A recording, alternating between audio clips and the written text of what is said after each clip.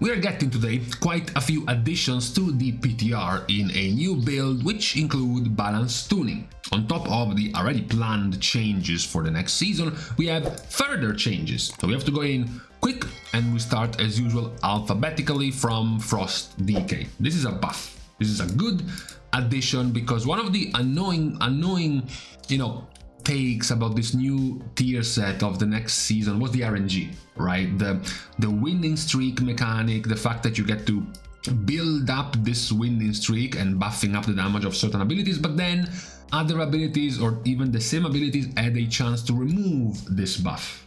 And up to now, removing this buff gave you nothing. It just made you basically lose damage. This change to Frost Decay actually at least gives you something. So the first part is still the same. While you have this buff running, you have a chance to cast Frostbite for free at 50% effectiveness. Now you have the bonus though. When you lose winning streak, you go into a murderous frenzy, casting Frostbite at 125% effectiveness and gaining 12% haste for 6 seconds. And also Frostbite deals 50% more damage to the first target struck. This is good.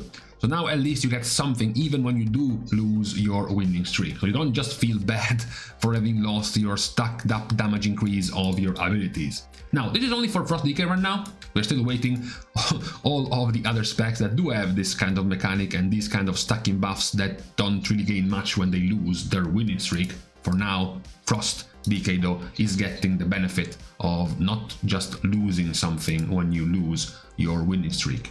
Now, Druid, we have mostly just misunderstandings in here. It practically was just the abuse of the new talent tree of Druids, the mix of fluid form plus Lycara's meditation. So what was happening is that Druids discovered that this mechanic right here, Wrath and Starfire shift you into Monkin form, was actually starting at the beginning of the cast. So if you made a cancel aura macro, a cancel cast macro where you cast Wrath and then you immediately cancel Wrath, you would be turning into Monkin form without spending a GCD. So it was an instant shapeshift without the global cooldown. Blizzard was not okay with that.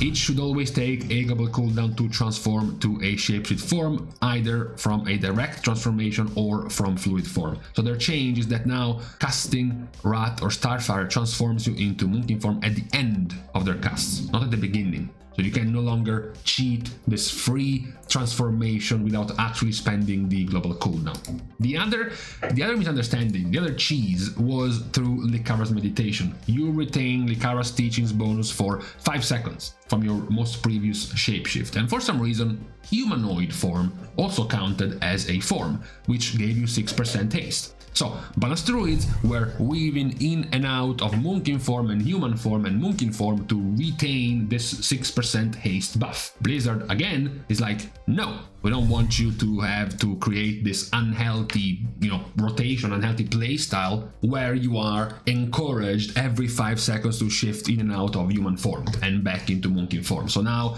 Lycara's meditation no longer will benefit from the haste bonus from being in humanoid. That's the other change for Druids as a whole. It's mostly for balance, that's who was benefiting from this the most. Then you have the mega buff to the tier set of Feral. The big winner final hit of the 4-piece set bonus now is 800% of attack power instead of 250%, so basically over tripled in damage of that finishing attack for Feral Druid. That's the other main change going the way of Druids. Evokers do get something we already touched on. This wasn't implemented before. This was an already known change, which is the augmentation one. The Ebon Might no longer applies to tanks and healers, and Close as Clutchmates is back. The Ebon Might and Breath of Eons buff outside of the raid. This is now implemented into the PTR, as well as some okay buffs to Flame Shaper after Flame Shaper being nerfed a lot. You have Engulf having a 3 second shorter cooldown. You have Consume Flame consuming only 2 seconds of Fire Breath and Dream Breath instead of 4. The damage and healing is the same. They simply doubled the damage and healing for half the time you consume Fire Breath and Dream Breath for. And lastly, Expanded Lungs, increasing the damage and healing of Fire Breath by 5% more. Very minor changes for Evoker, and again only to their hero talent, not particularly for any other spec. Hunter, it's a bit harder to gauge, mostly because these are not changes to what you know already in 11.0.7 in live. For Hunter, these are changes on top of the changes of the full rework of practically everything. Dark Ranger as a hero talent has been completely reworked, Pack Leader as a hero talent has been completely reworked, and Marksmanship as a spec has been completely reworked. So actually most of these changes are practically undecipherable until we have more knowledge about both the specs and the hero talents. In particular, Marksmanship, which in the PTR was doing quite poorly, we can even say very poorly in the PTR. So we have yet to see the effects of these changes on top of the much bigger effects of the changes to the spec and to the hero talents of Hunter. So we have to wait a bit more to have some more conclusive evidence on the effect of the changes for Hunter. We don't have to wait nearly as much for Mage. Arcane Mages are angry.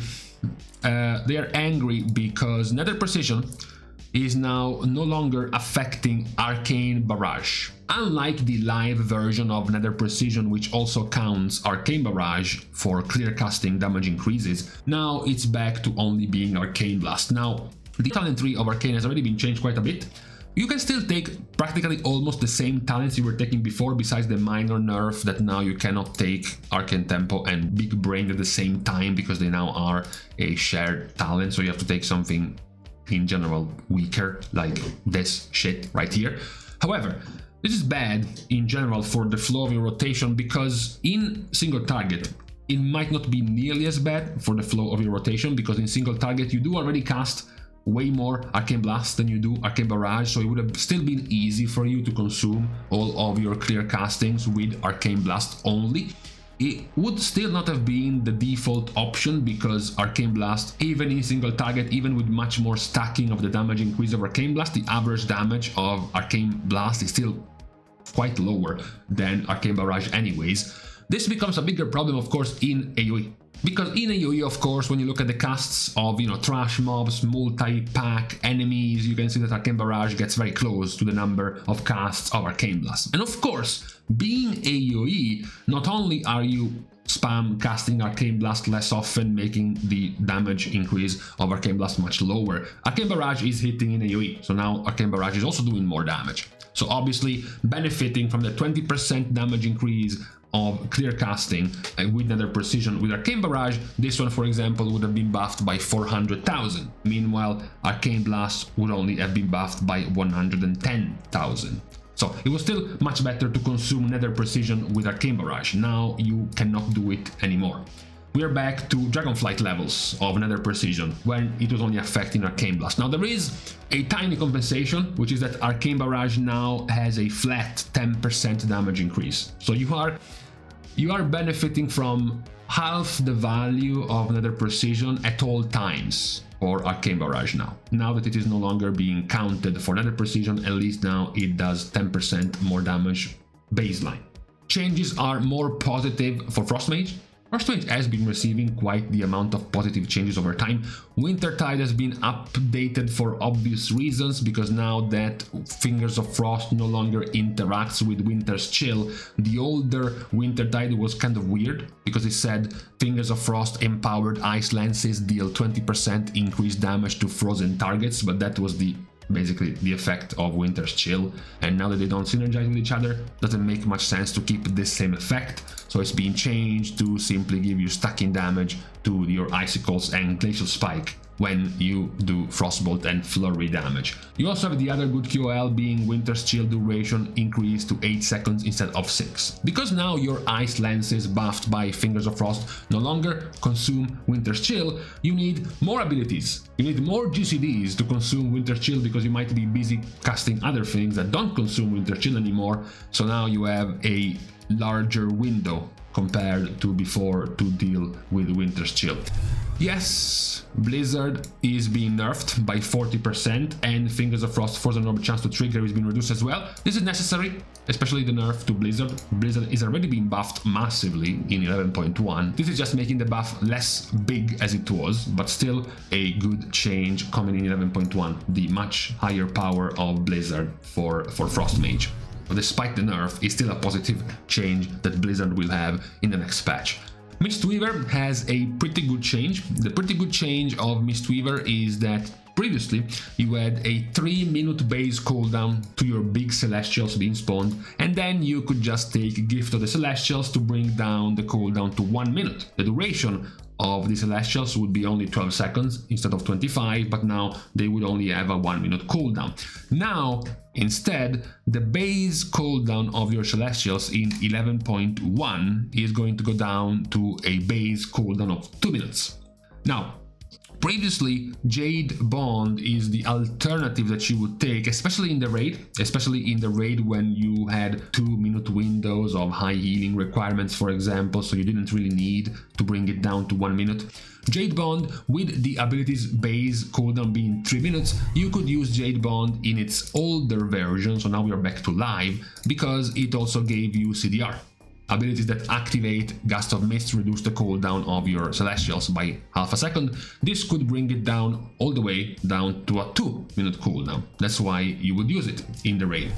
Now, the base 2-minute CD is cooked already in the ability, and Jade Bond instead gives your Chi Cocoons spawned by Celestial Harmony, making them apply Enveloping Mist for 4 seconds when they expire. They also buff Chiji's Gust of Mist healing to 40% instead of 20. So now this is an even better alternative than Gift of the Celestials, which is also being indirectly nerfed because this talent was reducing the cooldown of your big ability from 3 minutes to 1. Now it only reduces it from 2 minutes to 1. So it's not nearly as good as well as a few other minor but still nice buffs like Chi-Cocoon, Absorb Amount now scaling with the cooldown of the Celestials, as well as Lotus Infusion healing for more, Yulon's Whisper healing for more, and I guess the slight nerf in AoE. Your empowered Crackling Jade Lightning deals way more single target damage now compared to before, but less splash AoE damage than before. Which is also kind of necessary since the buffs given to the AoE damage of Mistweaver were bringing it to be the basically highest damage dealing healer in the PTR. Windwalker, on the other hand, is getting some conduit of the Celestials enabling buffs. They're getting some underplayed talents to be buffed, so Juan's Bond, Last Emperor's Capacitor, and Power of the Thunder King are all receiving buffs. That's not the important part. The important part is that, first of all, their tier set is getting buffed. The Fist of Fury damage buff increased to 8% per stack instead of 5, and then Slicing Wind is doing 33% more damage. What is much better is the Conduit of the Celestials buff, which says that Heart of the Jade Serpent now triggers each time you cast Strike of the Windlord. The reason why this is very good is because in live, this one, which gives you massive CDR for 8 seconds to pretty much all of your cooldown abilities, was only proccing after consuming 45 Chi. Now, 45 Chi is not the same amount of time it takes you to cast a single Strike of the Windlord, even more so when, and you will likely go for this if you take this talent, when you take Communion with Wind, reducing the cooldown of this ability by 10 seconds. So this would be a 30-second cooldown. So now you get this buff, even though it's only 6 seconds duration instead of 8, and this will proc now on a flat 30-second window, which is a much faster window than it took you to generate and consume 45 Chi. It was 1+ minutes, sometimes even 1.5 minutes of time. This is also, of course, even better in Mythic Plus, because what happens as you are finishing a pack and running to a new pack, these are all seconds where you're not really generating any Chi or spending any Chi, although these are seconds while the cooldown of your Strike of the Windlord keeps going. It's going to also be way more effective in Mythic Plus, where you have more downtime, where this cooldown keeps ticking down anyways and your Chis are not being generated. So it's also a very good buff for the Conduit of the Celestials Windwalker Monk, which is now way more playable, especially in single target for 11.1. There is a cheese, an annoying situation being changed for Paladin, Lightsmith Paladin Tempered in Battle. This meme of a talent was very powerful for the Prot Paladin himself, because Tempered in Battle alone, a single hero talent point giving you nearly 10% of your HPS as a tank was quite good. What was the problem? The problem was that this would end up hurting very often the other non-tank players by quite a lot. You would see these meme situations where this would proc multiple times, like 2 or 3 times in quick succession, and just siphon 6 or 7 or 8 million HP away from players because of the effect of Tempered in Battle, redistributing the health around if you dropped below 40% health. And this was happening more often, of course, to non-tanks, because tanks were dropping down below 40% HP much more often, right? Now, the change is that this can only happen once per each sacred weapon. So that's it. Once your sacred weapon is out and Tempered in Battle procs, and that sacred weapon redistributes health, that sacred weapon is spent. It cannot benefit from Tempered in Battle again. That's basically the nerf, I guess, given to this effect, which will also make non-tank paladins, so who plays Lightsmith being Holy Paladin, more safe, less at risk at dying, at killing themselves from this talent. Holy Paladin is receiving supposedly neutral changes in terms of throughput, and they are supposed to change some of the feel of their abilities, in particular Holy Shock. Holy Shock healing being buffed by 40%, as well as Light of Dawn healing being buffed by 15%. What's the cost of this? The cost of this is hurting your Avenging Crusader playstyle, which is now the main playstyle of Holy Paladin, both in Mythic Plus and in the raid, benefiting way more from Judgment damage, of course, which also fits very well Lightsmith, because you have Hammer and Anvil playing very well around Judgment as well. So you do get nerfs to these two, which are just parts of your Judgment healing. Greater Judgment and Truth Prevails are all being nerfed. You also have the nerf to Commanding Light, now increasing the healing transfer of Beacon by 5% instead of 10, which is also quite hefty given the current power of your beacons. Those are the nerfs. The buffs, as mentioned, are the 40% increase healing to Holy Shock and the 15% increase healing to Light of Dawn. And then more attempts at making hard casted spells better, like Holy Light healing being increased. We know it's not going to happen, it's not going to do anything for the hard casted version of Holy Paladin.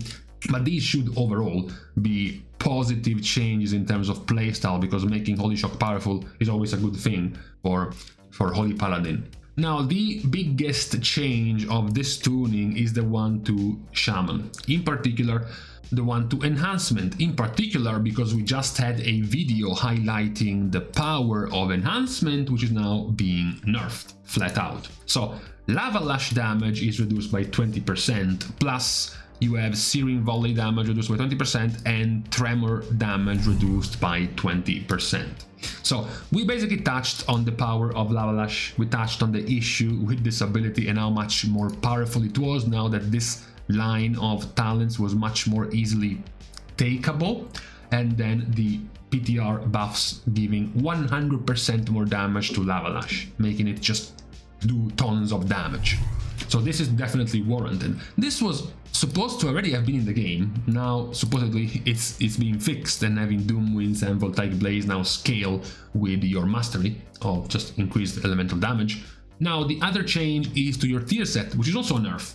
Because the good part is the philosophical change, which is what we complained about in the last video for Enhancement, the fact that the 4-piece set bonus was a cooldown reduction, an RNG cooldown reduction to Doom Winds. And that would have been somewhat annoying, because Doom Winds has a 1-minute cooldown, you have Primordial Wave on a 30-second cooldown, and you could have lined up Doom Winds quite easily. But now with the 4-piece you went down to having just RNG Doom Winds cooldown. It could be a 40-second cooldown, a 45-second cooldown, a 50 or a 25, who knows, depending on the tier set. This is being changed now. Now when you lose your winning streak, you just proc 4 seconds of Doom Winds for free. Great. When Doom Winds deals damage, your next Crush Lightning deals 20% damage increase to up to 100%, and this stacking buff can be stored up to 10 times.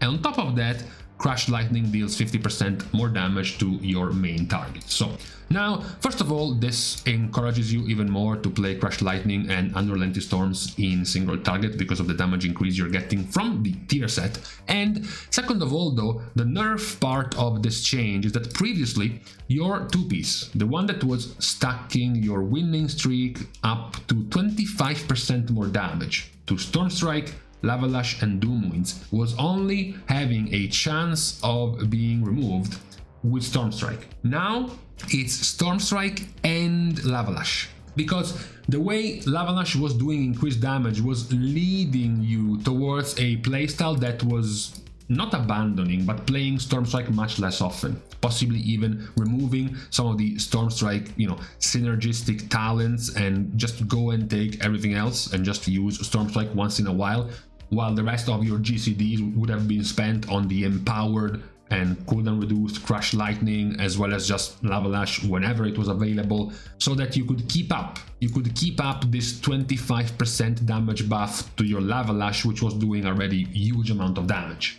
Now though, this dream is over. Now Lava Lash also has a chance to reset and remove your winning streak.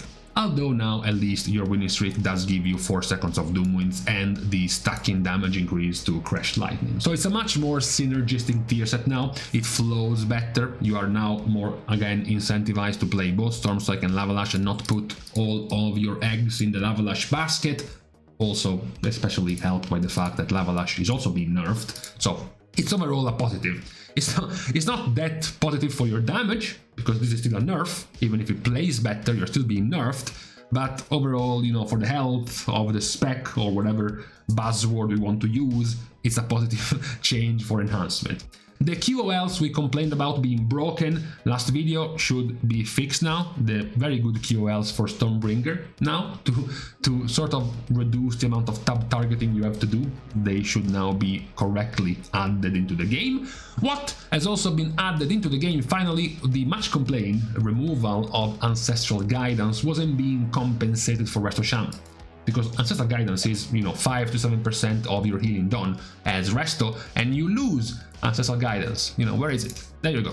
No longer Ancestral Guidance present. So at least now Blizzard is giving Resto Shaman a 5% compensation healing buff for, accounting for the loss of Ancestral Guidance. The last bit of changes are the ones to Prot Warrior. Prot Warrior was already getting changed a lot in its rage generation in this upcoming patch. The already existing changes were the fact that now you reset Shield Slam less often. Impenetrable Wall no longer increases your rage regen of Shield Slam. Booming Voice doesn't generate you nearly as much rage. Champion's Bulwark no longer increases your rage regen of Shield Charge. You have Violent Outburst. The additional rage generated from Violent Outburst is to be nerfed to 50% instead of 100%. So just a series of rage nerfing changes for Prot Warrior. This is positive in terms of damage. You're just doing 5% more damage plus 20% more damage from Shield Slam, accounting for the fact that Shield Slam now will be less often available because it has a lower reset chance, so you just get to use it less often, as well as the buff of Brace for Impact now being better, and on top of being better, stacking up to 3 times instead of 5, so it's going to be easier to stack up more often. And then more direct damage reduction from Punish, being 4% DR instead of 2, as well as slightly, just slightly, we are back to generating just a bit more rage, generating 5 instead of 3 from Blood Surge and 2 instead of 1 from Devastator. So we are just slightly bringing back the rage regen of Protection Warrior after gutting it completely in the earlier changes of 11.1. For now, these have been all of the changes to the specs in this next build, in this next version of the PTR for 11.1, which is already live, so you can already go now and test all of these changes in the PTR for 11.1, many of which were, I would say, positive overall. There are still some, of course, big question marks. Just because we haven't talked about them isn't because we don't care about them, it's because they weren't there Where is Brewmaster? Where is Shadow Priest? Where is Havoc? We don't know. They have been missing for months now. I guess we will have to wait and continue to wait for possibly any changes related to these missing specs. But for now, these have been all of the planned additional changes to the PTR of 11.1. So on this Thursday, it is now time to leave each other after having gone through all of the changes. We're starting the goodbyes as usual by thanking everyone for having watched the video, together with, of course, everyone who's been supporting completely for free by liking and commenting down below, as well as subscribing to the channel itself. Now, with these things out of the way, thank you guys again for watching. See you guys tomorrow, and in the meantime, it's back. The nose itching. There's a limit. You can only talk in front of the camera for 30 minutes, and then it's just gonna